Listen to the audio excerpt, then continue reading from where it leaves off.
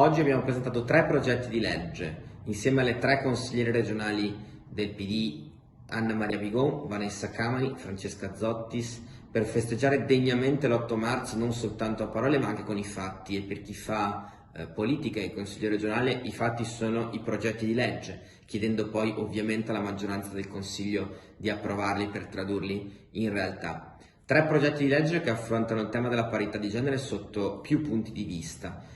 Il primo, che ha come prima firmataria Anna Maria Bigon, è un provvedimento che riguarda i percorsi di primo soccorso e di assistenza per le donne vittime di violenza, un vero e proprio sistema di aiuto e di attenzione che consenta di individuare referenti specifici per queste tematiche in ogni ULSS, per dare proprio un primo aiuto, una prima assistenza alle donne vittime di violenza.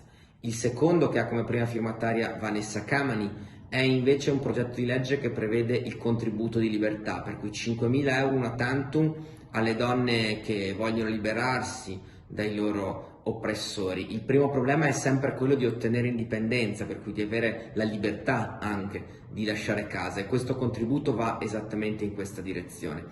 L'ultimo, il terzo, è il progetto di legge che ha come prima firmataria Francesca Zottis, ed è un progetto di legge che chiede di introdurre il bilancio di genere in Regione Veneto. Il bilancio di genere è uno strumento che consente di analizzare gli impatti di ciascuna legge, di ciascun provvedimento da parte della Regione Veneto, per capire come si rapportano questi atti, queste scelte nei confronti della parità. In altre parole, se vanno nella direzione giusta oppure no.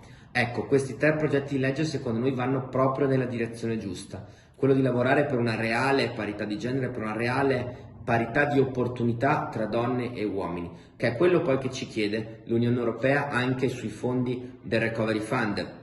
Per questa ragione qualche mese fa ho deciso di sottoscrivere l'appello del giusto mezzo, che chiede di destinare almeno metà delle risorse del recovery a misure che vadano nella direzione della parità di genere. È una straordinaria opportunità che dobbiamo cogliere. Questi 3 progetti di legge sono un primo passo esattamente in questa direzione.